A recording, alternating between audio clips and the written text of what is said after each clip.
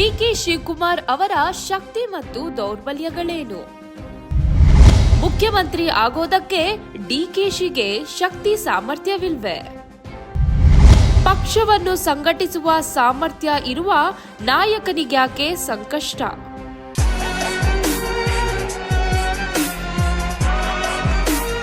DK Shivakumar ಸದ್ಯ ನಮ್ಮ ರಾಜ್ಯದ ಉಪಮುಖ್ಯಮಂತ್ರಿ.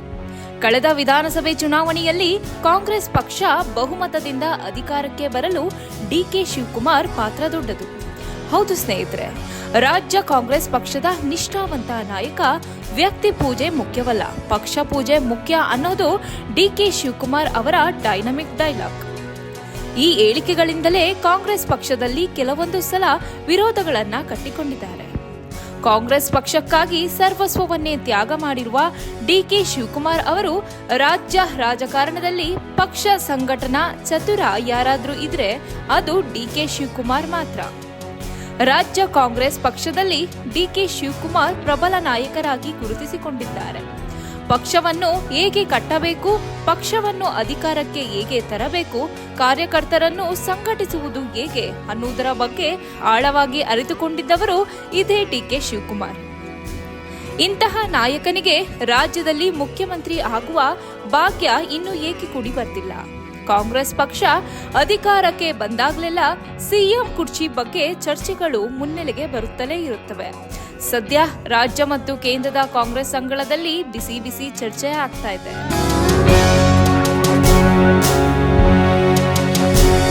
ರಾಜ್ಯ ರಾಜಕಾರಣದಲ್ಲಿ ಹಂತ ಹಂತವಾಗಿ ಬೆಳೆಯುತ್ತಾ ತಮ್ಮದೇ ಛಾಪು ಮೂಡಿದ್ದವರು, ಪಕ್ಷಕ್ಕಾಗಿ ದಣಿವರಿಯದೆ ಹಗಲಿರುಳು ದುಡಿದಂತವರು ಇದೇ ಡಿಕೆ ಶಿವಕುಮಾರ್. ಕಾಂಗ್ರೆಸ್ ಪಕ್ಷ ಸೇರಿದಂತೆ ರಾಜ್ಯಕ್ಕೆ ತನ್ನದೇ ಆದ ಕೊಡುಗೆ ನೀಡಬೇಕೆಂದು ಹಾತೊರೆಯುತ್ತಿರುವ ಹಠವಾದಿ.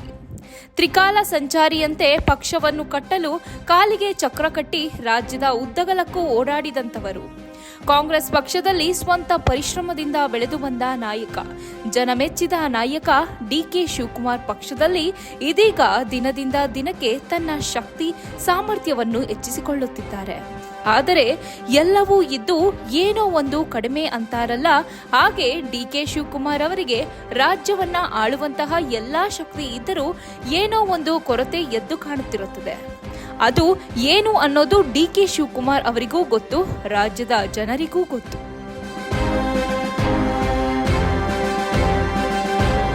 ರಾಷ್ಟ್ರೀಯ ಪಕ್ಷ ಕಾಂಗ್ರೆಸ್ನಲ್ಲಿ ಒಬ್ಬ ಪ್ರಭಾವಿ ರಾಜಕಾರಣಿಯಾಗಿ ನಿಲ್ಲಲು ಅಷ್ಟು ಸುಲಭವಲ್ಲ. ಅದರ ಹಿಂದೆ ನಿರಂತರ ಪರಿಶ್ರಮ ಇರಬೇಕಾಗುತ್ತದೆ. ಆ ನಿಟ್ಟಿನಲ್ಲಿ ಡಿಕೆ ಶಿವಕುಮಾರ್ ಅವರಿಗೆ ಎಲ್ಲ ಕ್ವಾಲಿಟಿಗಳೂ ಇವೆ. ಆದ್ದರಿಂದಲೇ ಕಾಂಗ್ರೆಸ್ ಹೈಕಮಾಂಡ್ಗೆ ಅಚ್ಚುಮೆಚ್ಚಿನ ನಾಯಕ.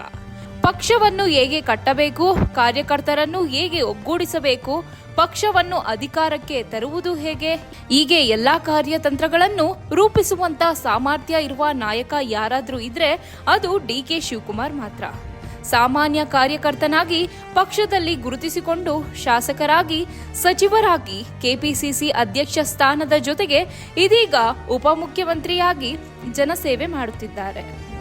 ಕರ್ನಾಟಕ ರಾಜ್ಯ ರಾಜಕಾರಣದಲ್ಲಿ ತಮ್ಮದೇ ಹವಾ ಕ್ರಿಯೇಟ್ ಮಾಡಿಕೊಂಡಿದ್ದಾರೆ. ಒಬ್ಬ ಸಾಮಾನ್ಯ ಹುಡುಗ ಒಂದು ಪಕ್ಷದ ಪ್ರಬಲ ನಾಯಕನಾಗೋದು ಹೇಗೆ ಎಂದು ತೋರಿಸಿಕೊಟ್ಟವರು ಇದೇ ಡಿಕೆ ಶಿವಕುಮಾರ್ ಅವರು. ಉಪಮುಖ್ಯಮಂತ್ರಿಯಾಗಿ ರಾಜ್ಯ ಕಾಂಗ್ರೆಸ್ ಪಕ್ಷದಲ್ಲಿ ಹಲವಾರು ಕ್ರಾಂತಿಕಾರಿ ಬದಲಾವಣೆಗಳನ್ನು ತರುತ್ತಿದ್ದಾರೆ. ರಾಜ್ಯದಲ್ಲಿ ಪಕ್ಷವನ್ನು ಅಧಿಕಾರಕ್ಕೆ ತರಬಲ್ಲಂತ ಶಕ್ತಿ ಸಾಮರ್ಥ್ಯ ಎರಡೂ ಇರುವಂತಹ ನಾಯಕ ಅಂದ್ರೆ ಡಿಕೆ ಶಿವಕುಮಾರ್ ಅವರು. ಬಿಜೆಪಿ ನಾಯಕರ ಕಿರುಕುಳಕ್ಕೆ ಎಂದೂ ಬಗ್ಗಲಿಲ್ಲ. ಇಡೀ ಈಟಿ ಇರಿತಕ್ಕೆ ಜಗ್ಗದೆ ಕನಕಪುರ ಬಂಡೆಯಾಗಿ ಅಲುಗಾಡದೆ ನಿಂತ ಧೈರ್ಯಶಾಲಿ. ಇಲ್ಲಿ ಇದೀಗ ಚರ್ಚಾ ವಿಷಯ ಏನು ಅಂದ್ರೆ, ರಾಜ್ಯ ಕಾಂಗ್ರೆಸ್ ಪಕ್ಷಕ್ಕೆ ಸಿಎಂ ಸಿದ್ದರಾಮಯ್ಯ ಮತ್ತು ಡಿಸಿಎಂ ಡಿಕೆ ಶಿವಕುಮಾರ್ ಇಬ್ಬರೂ ಸಹ ಪ್ರಬಲ ನಾಯಕರೇ.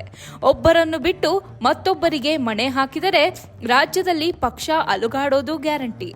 ಸಿದ್ದರಾಮಯ್ಯನವರಿಗೆ ಒಂದು ರೀತಿಯ ಫಾಲೋವರ್ಸ್ ಇದ್ದಾರೆ, ಡಿಕೆ ಶಿವಕುಮಾರ್ ಅವರಿಗೆ ಮತ್ತೊಂದು ರೀತಿಯ ಫಾಲೋವರ್ಸ್ ಇದ್ದಾರೆ. ಆದರೆ ಇವರಿಬ್ಬರಲ್ಲಿ ಸಿದ್ದರಾಮಯ್ಯನವರಿಗೆ ಎಲ್ಲಾ ಸಮುದಾಯದಲ್ಲೂ ಸಹ ಅಭಿಮಾನಿಗಳಿದ್ದಾರೆ.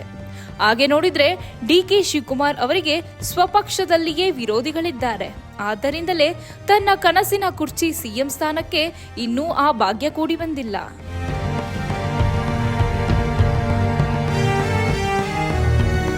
ಸಿದ್ದರಾಮಯ್ಯನವರು ತಮ್ಮ ಹೆಸರಿನಿಂದಲೇ ರಾಜ್ಯದಲ್ಲಿ ಅಧಿಕಾರ ತಂದುಕೊಡುವ ಶಕ್ತಿ ಸಾಮರ್ಥ್ಯ ಹೊಂದಿರುವಂತಹ ಮಾಸ್ ಲೀಡರ್.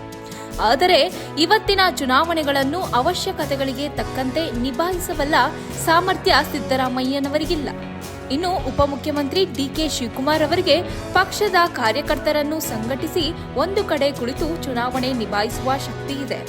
ಸಿದ್ದರಾಮಯ್ಯನವರಿಗೆ ಕುರುಬ ಮತ್ತು ಮುಸ್ಲಿಂ ಮತಗಳನ್ನು ಒಟ್ಟಿಗೆ ತರುವ ಶಕ್ತಿ ಇದೆ. ಲಿಂಗಾಯುತ ಮತ್ತು ಒಕ್ಕಲಿಗರು ಕ್ಷೇತ್ರವಾರು ಒಟ್ಟಾಗುವ ಸಾಧ್ಯತೆ ಇದೆ.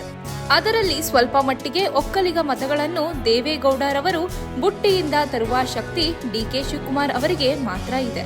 ಹಾಗೆ ನೋಡಿದ್ರೆ ಡಿಕೆಶಿ ದೌರ್ಬಲ್ಯವೇ ಸಿದ್ದು ಸಾಮರ್ಥ್ಯ, ಸಿದ್ದು ದೌರ್ಬಲ್ಯವೇ ಡಿಕೆಶಿ ಸಾಮರ್ಥ್ಯ ಎನ್ನಬಹುದು.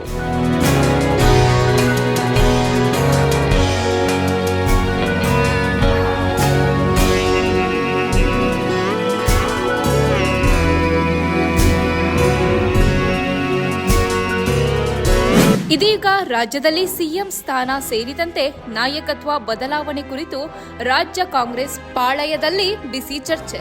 ಈ ವಿಚಾರವಾಗಿ ಹೈಕಮಾಂಡ್ ಅಂಗಳದಲ್ಲೂ ಹೈ ವೋಲ್ಟೇಜ್ ಮೀಟಿಂಗ್ಗಳು ನಡೆಯುತ್ತಿವೆ. ಕಾಂಗ್ರೆಸ್ ಹೈಕಮಾಂಡ್ಗೆ ಇಂದು ನುಂಗಲಾರದ ತುತ್ತಾಗಿದೆ.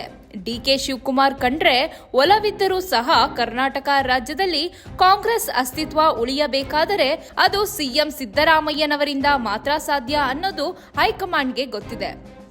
ರಾಜ್ಯದಲ್ಲಿ ಕಾಂಗ್ರೆಸ್ ಗಟ್ಟಿಯಾಗಿ ನಿಲ್ಲಬೇಕು ಮತ್ತು ಶಾಸಕರನ್ನು ಹೇಗೆ ಬೇಕಾದರೂ ಆಟ ಆಡಿಸುವಂತಹ ತಾಕತ್ತು ಸಿದ್ದರಾಮಯ್ಯನವರಿಗೆ ಮಾತ್ರ ಇದೆ. ಆದರೆ ಈ ಮೇಲಿನ ಯಾವ ಗುಣಗಳೂ ಸಹ ಡಿಕೆ ಶಿವಕುಮಾರ್ ಅವರಿಗೆ ಇಲ್ಲ ಅನ್ನೋದು ಎದ್ದು ಕಾಣ್ತಿದೆ. ಎಲ್ಲ ಶಾಸಕರನ್ನು ಒಟ್ಟಿಗೆ ಕರೆದುಕೊಂಡು ಹೋಗುವ ಸಾಮರ್ಥ್ಯ ಡಿಕೆ ಶಿವಕುಮಾರ್ ಅವರಿಗೆ ಇಲ್ಲ. ತನ್ನ ಗಡಸು ಧ್ವನಿಯೇ ಡಿಕೆ ಶಿವಕುಮಾರ್ಗೆ ಸಿಎಂ ಕುರ್ಚಿ ಕನಸು ಭಗ್ನವಾಗುತ್ತಿದೆ ಅನ್ನೋದ್ರಲ್ಲಿ ಯಾವುದೇ ಅನುಮಾನವಿಲ್ಲ. ಈ ಹಿಂದೆ ಪಕ್ಷದ ಆಂತರಿಕ ಒಪ್ಪಂದಗಳು ಹೇಗಿದೆಯೋ ಗೊತ್ತಿಲ್ಲ. ಆದರೆ ಈಗಿನ ಪರಿಸ್ಥಿತಿ ನೋಡಿದ್ರೆ ಸಿಎಂ ಕುರ್ಚಿಯನ್ನು ಸ್ವಲ್ಪ ಅಲುಗಾಡಿಸಿದರೂ ಸಹ ರಾಜಕಾರಣದಲ್ಲಿ ಅಲ್ಲೋಲ ಕಲ್ಲೋಲ ಆಗೋದಂತೂ ಸತ್ಯ.